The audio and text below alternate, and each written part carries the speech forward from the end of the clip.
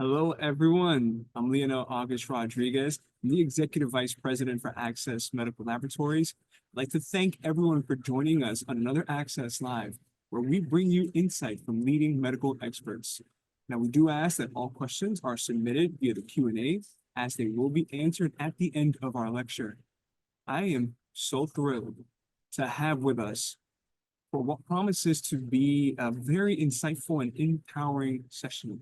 She's a very special individual. And in today's topic, she's going to be discussing the power of IgE and IgG testing, restoring gut health and enhancing metabolism, which sits at the intersection of science, functional medicine, and real-world clinical impact. This is truly a subject that continues to evolve rapidly.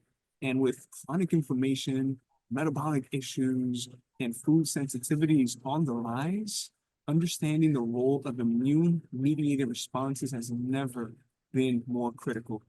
Our speaker is a trailblazer in this space. She's a board-certified nurse practitioner, a nationally recognized wellness expert, and the founder of a practice that has helped countless of patients reclaim their health through personalized, data-driven care. Now, her passion for education, coupled with her deep clinical expertise, has made her a trusted voice in the integrative health community. And she brings a powerful perspective on how targeted testing can unlock key insights into gut dysfunction, immune triggers, and stubborn metabolic resistance. Please join me in welcoming Candice Coleman-Pope. Well, thank you so much for that lovely introduction. I really appreciate it.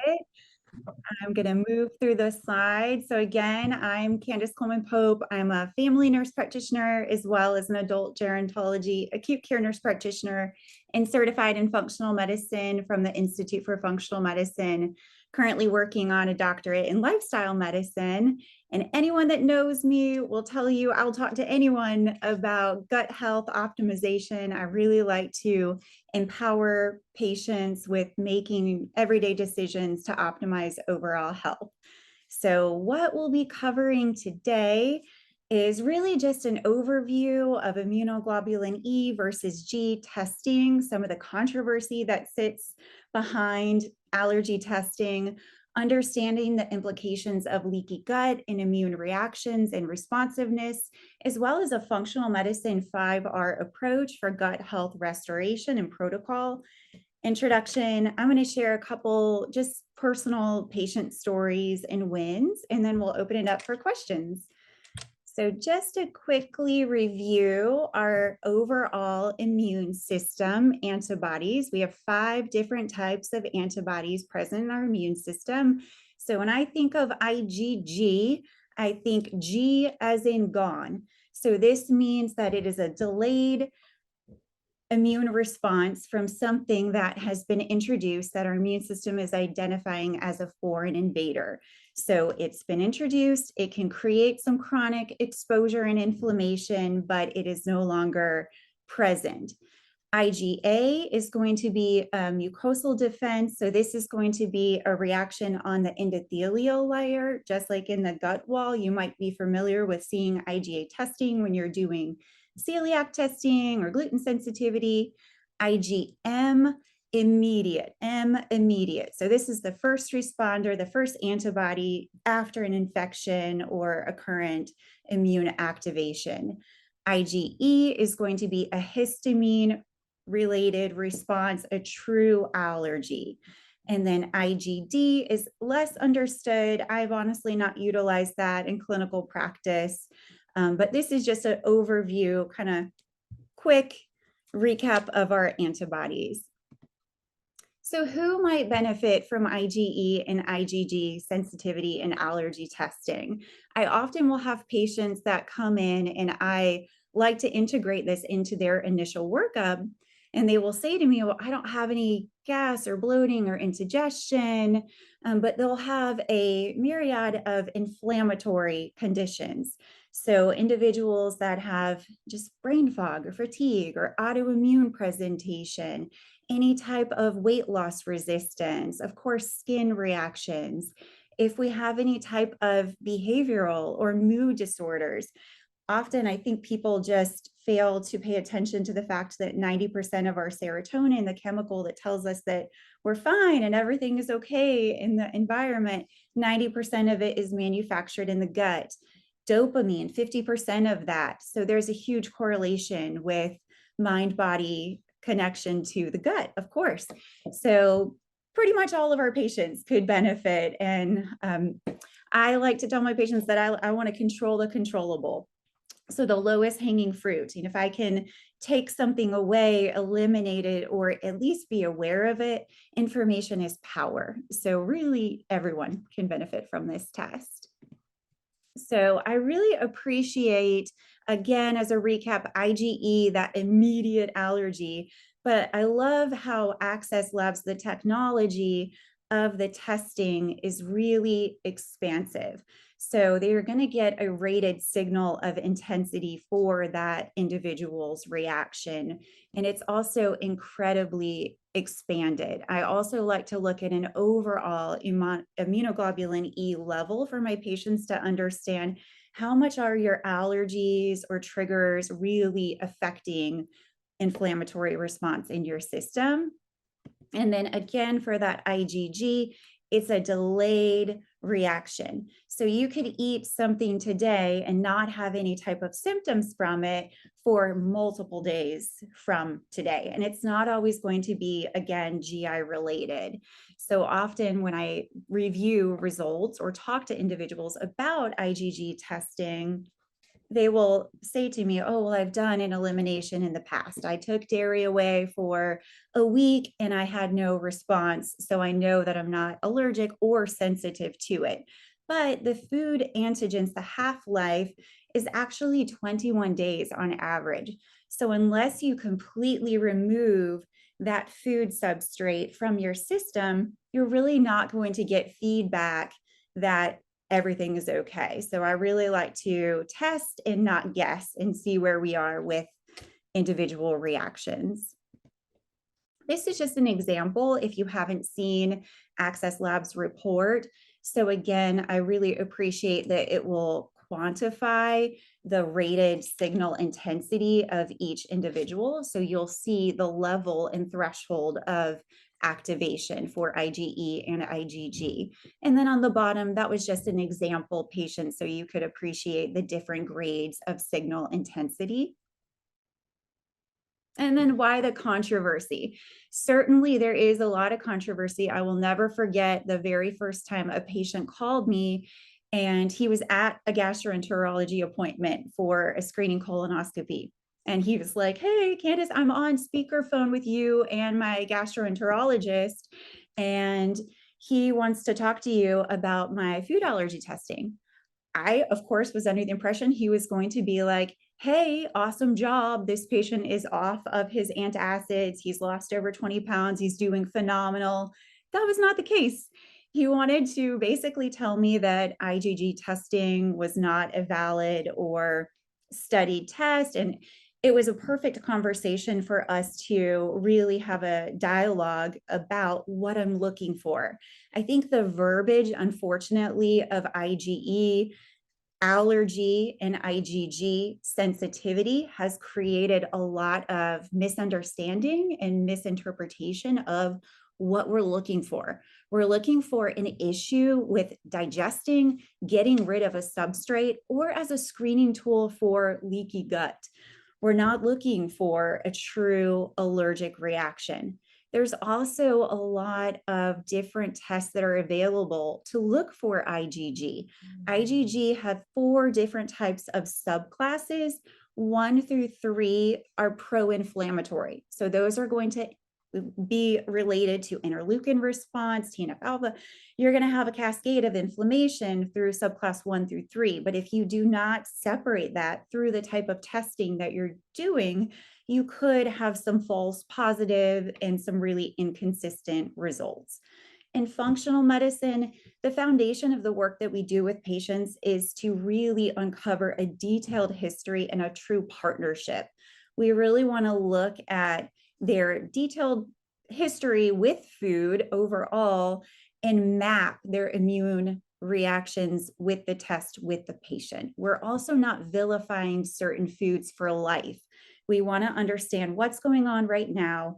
How can I help support this patient in healing overall what's presenting today? So I really appreciated this depiction of leaky gut. If I have someone that I've done a sensitivity test on, maybe they've had some food allergies, some IgE positive results, and then lit up like a Christmas tree IgG marker where everything is reacting. My first thought is, what in the world is going on with the endothelial lining of the gut, which is so important. So you can appreciate on the left side, normal gut barrier wall. We should be keeping our food substrates in these tight junctions in the GI wall space. There's this really important endothelial lining that is selectively permeable. It should be able to have an influx of nutrients and minerals, but then keep out food substrates, any types of toxins or foreign invaders. We don't want that to be migrating through into the bloodstream. But unfortunately, if we have dysbiosis, H. pylori, if we have a parasite, if we have really big food particles because we're intolerant to them, we can't break them down, we can create some degradation inside those tight GI junctions so your food can permeate through into the bloodstream, activating those B cells that are going to be involved with the white blood cell activation and then differentiate that response into an antibody, whether that's IgG, IgA, IgE. So this leaky gut cascade is very inflammatory. Our immune system, 70% of that is responsible from our gut. So really powerful and impactful for patients and clinicians to really understand. And this is a really busy slide. I know, I apologize in advance. There was just so many things to talk about with how sensitivities will really impact your metabolism. They're all kind of related and they might seem a little redundant. I do also understand and appreciate that. But if you are eating something that your system is identifying as a immune-mediated trigger or an irritant, you're having a hard time digesting it and moving it out through your system, then you're going to have a low-grade inflammatory response from that food every time it's reintroduced. So this is going to create an influx of a stressful state in your system. This will upregulate cortisol. You're going to have more glucose response. You're going to have less resiliency with glucose and insulin. So you're going to have more insulin, which is pro-inflammatory. It's also, as we know, growth promoting. It's going to stimulate more fat storage, typically visceral adiposity, so belly fat that we certainly do not want because of all the health consequences of that. Just as we talked about leaky gut, we also have to think about moving toxins into the bloodstream, creating more inflammatory cascade.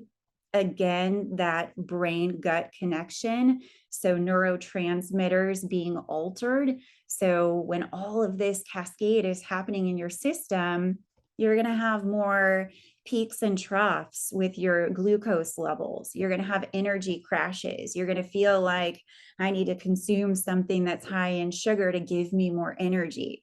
I always try to really empower my patients and inform them that, hey, it's not that you don't have willpower, it's that the chemical messengers that you're receiving are not appropriate right now. So we need to support your system and control what we can control with the power of testing, for sure. So now that we are also uncovering how powerful the microbiome is, if we have these sensitivities that are creating inflammatory, again, responses, this will reduce short chain fatty acid production, like butyrate, very impactful for insulin sensitivity and fat oxidation. So I just put in a little blurb at the bottom of the slide. Basically, uncontrolled food sensitivities will lead to chronic inflammation, which leads to insulin resistance, that leads to cortisol spikes, gut disruption, more cravings, more fat storage, and typically it's going to be where we do not want it. So that's kind of a gist of how sensitivities are really, really impactful for the metabolism. I thought this study was kind of interesting. It was published in the British Journal of Gastroenterology, but they utilized food sensitivity testing and interventions in 4 different groups of individuals. In the first group, they combined just slight activity. So they did 4 or 5 intermittent intervals of aerobic surges, just 2 minutes long. So a total of 8 to 10 minutes per day. And they did that in the first group. They did the exercise with removing the sensitivities. The second group, they did just removing food sensitivities. The third group, they just did the aerobic exercises. And then the fourth was the control group. But I thought it was really nice to see in the first group with the integration of the sensitivity testing and the aerobic surge, just 8 to 10 minutes, they lost 32 pounds in a year. In the second group, just eliminating those food reactions, they lost on average 26 pounds. So really, I wish it was a larger cohort, but I appreciated the study findings, of course. So what do we do if we have someone that has a significant amount of sensitivities indicating some dysregulation in their endothelial lining, so leaky gut, or if I have someone that just has a really high IgG marker or an IgE marker, so a really high allergy or sensitivity to food. So in functional medicine, we use a multifaceted approach called the 5R protocol.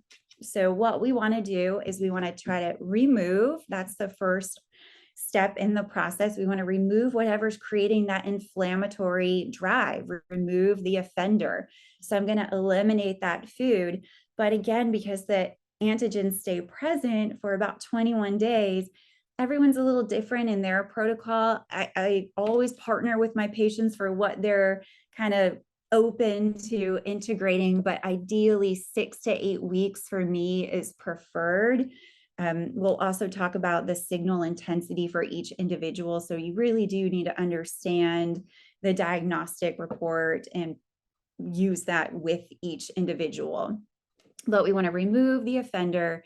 We want to replace anything that was deficient that might be contributing to the endothelial lining degradation. So let's say someone doesn't have a gallbladder and they don't have that opportunity to get bolus of bile. They might need some digestive enzyme support or some bile acid sequestrants to help break down food particles. We also want to look at an overall microbiome if we need to, based on sensitivity testing, and see, do I need to add in pre and probiotics? Often I do. So sometimes I'll do a broad spectrum probiotic, or I'll do a targeted based on the patterns that are identified on microbiome evaluation. And then we want to try to, I call it repair the fence, right? So whenever that endothelial lining has been compromised, I want to add in a targeted support to really try to patch up and repair damaged areas like L-glutamine and aloe.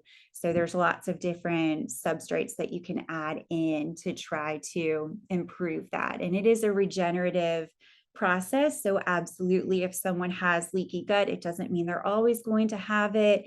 That's why we want to partner with them and do this really broad approach with trying to get them to heal. And you can absolutely see that if you do repeat testing.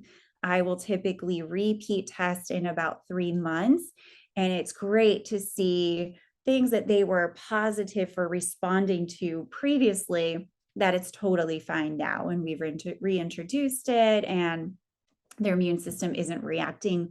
Or sometimes you'll see where it's just down regulated and it's a rated signal that's not significantly intense.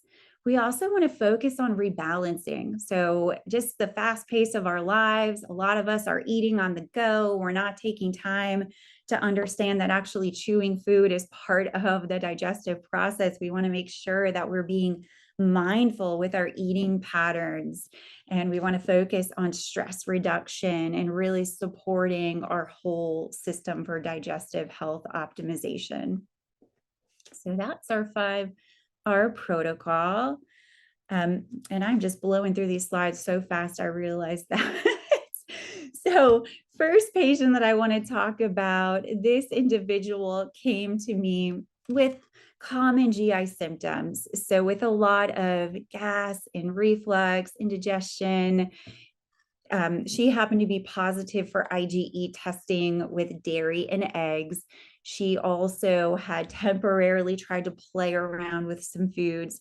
She had multiple foods that were reactive with high intensity signals, and some were really health promoting, which was interesting because she was under the impression, well, if I'm taking away the most pro-inflammatory foods and I'm just eating really nutrient dense, healthy foods, I shouldn't be having these digestive concerns and complaints.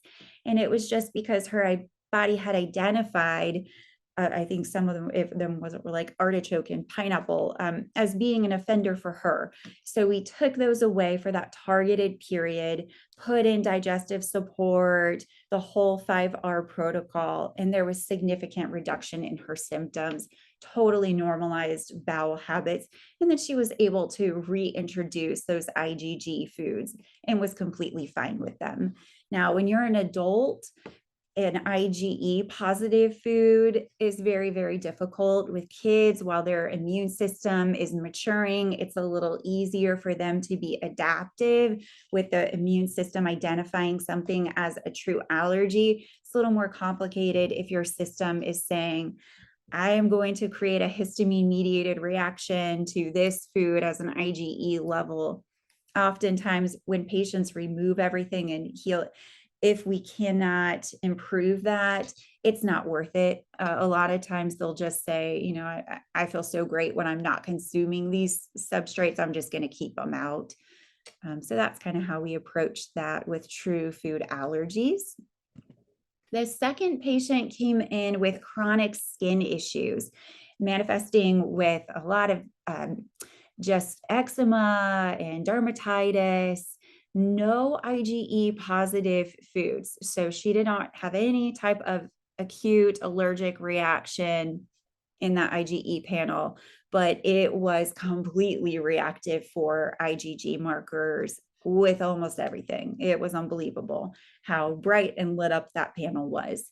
So for that individual, I did make the decision, we made the decision together to say, okay, let's do a stool analysis to understand you've got this cascade of leaky gut symptoms, signs based on that IgG reactivity panel.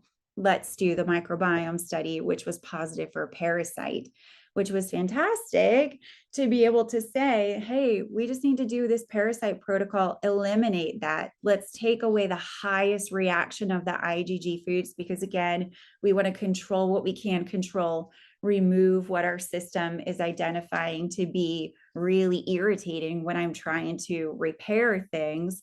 And it was amazing how significant that entire process improved her overall skin health. So very empowering. And then the last individual was just somebody who struggled their entire life with weight loss. And this person had done actually peptide therapy. So that's a whole other conversation, but really had done restrictive diets, everything, you name it. And she had done it. She had done weight loss clinics and pharmaceuticals, and really just wasn't seeing any type of improvement overall with her metabolic composition. And she was IgE positive for dairy, and then IgG positive for dairy and wheat. So she was very open to making any changes that we needed to. It was really empowering to see how quickly and consistently weight started to come off, and her overall body composition improved with just taking control and supporting her system in a way that was necessary for her. And am I at And then I am at my last slide, which is the amazing promo for basically anybody in attendance or watching this in replay. If you've not done the test yourself, I would highly encourage it. As a clinician, I think that patients can benefit from it, but we can too, because again, test, not guess. Information is power, so we can all make the best informed decisions to optimize our overall health status. And sorry, I talked so fast. So. Candice, this has been amazing, and thank you so much. Super informative. And I have quite the number of questions here from the Q&A. I'll kick it off with this one. So this is very interesting. How do you handle cases where a patient's IgG test results shows reactions to nearly all types of commonly ordered foods? Yeah. So exactly that. If they are reactive to everything, then I know that endothelial lining of the gut wall, that integrity has been compromised. So no matter what they're eating, even if it's something super healthy like kale and a green smoothie, everything's migrating through and the immune system is like, oh, this is foreign and not okay. So it's reacting to everything. So I need to understand, why is that happening? Is it a digestive enzyme deficiency? Is there dysbiosis going on in the microbiome? Is there a parasite? So often I will put them on a 5R protocol, but then do some other testing like a stool analysis, checking their digestive enzymes, so I understand why that's happening. And that makes complete sense. And let me ask you, I mean, I understand that, there's a lot of factors that come into play with this one.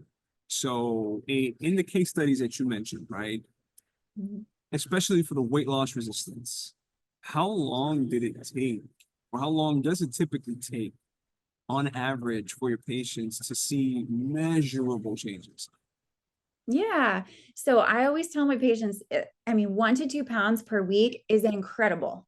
That's what we want to see for sustained weight loss, but it's pretty rapid. When you're taking that food that your body is identifying to be a trigger of inflammation away, usually within the first couple of weeks, you're going to have feedback. And sometimes it might not be on the scale immediately, but it's going to be in the other more subtle things like, man, I don't feel as tight in my joints when I'm getting out of bed, or when I'm taking my socks off, I don't have rings around. My rings are fitting really well. So you'll have little signs that are there typically before you start to see it on the scale, but usually within the first couple of weeks, you'll see a pound or two, and then consistency depending on how much weight we have to lose, for sure. Perfect. And this is a two-parter. So the first one is, are the 5Rs implemented all at once? And then in regards to the 5R protocol, how do you decide, where to start with a patient if they present multiple overlapping gut and metabolic issues? Mm-hmm. Yeah, because it's all related. It's all one body. So when they have inflammatory issues, they're going to have metabolic issues. They're going to have hormonal issues. I think oftentimes in conventional medicine, we kind of segregate and farm things out into different body systems, but it's all one. So the 5R approach, I absolutely do from a multifaceted perspective, but it's based on each individual's finding. So for example, if they just have like one food that they are allergic to and sensitive to, super easy. Like, I just need to remove it and then try to support their system in repairing lining, which makes it a little more simple, but oftentimes we're complex individuals.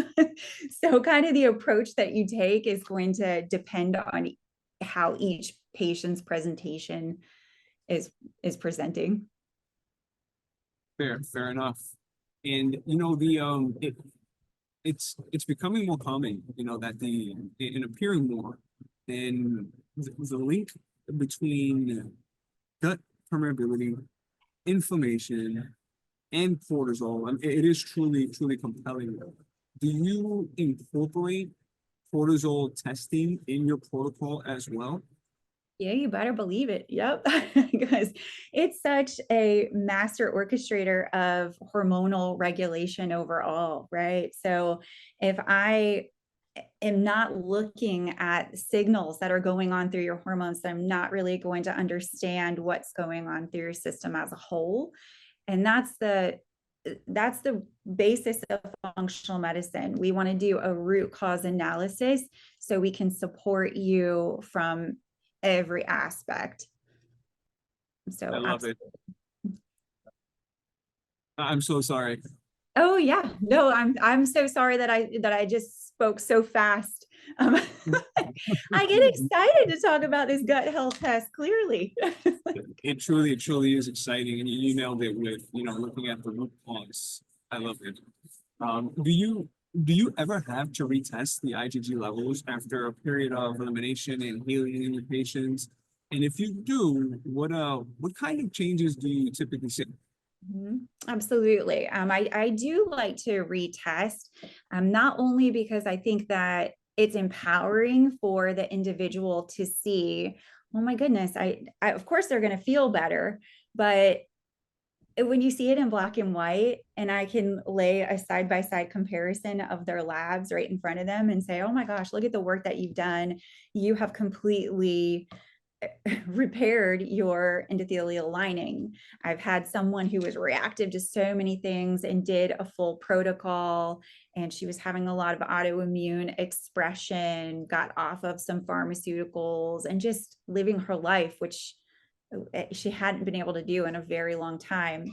And she wanted to test and see, and the IgG panel was basically non-responsive. So the rated signal intensity extremely low when everything before was so reactive. So when we just pull those sensitivities away for a period of time, which again, it takes a minimum of 21 days because that's the half-life of the food antigens, your B cells have a chance, your system has a chance to basically just get rid of that reaction. It's just when it's constantly inundated with it, it can't really give it a break. That makes so much sense. And let me ask you last question, I promise. So for the clinicians who are new to the functional medicine space, right? What would you say are the biggest mistakes that they should avoid when they're interpreting a food sensitivity result? Yes, definitely. I think for sure, if you see that someone is reactive to everything, saying, okay, well, water fasting, like, no, that's not it. We, Sounds horrible. yes, we need to understand that we need to dig deeper and really get why are they reacting to everything. Again, is it a breakdown issue of the particles because they're just too big and I need some digestive enzyme?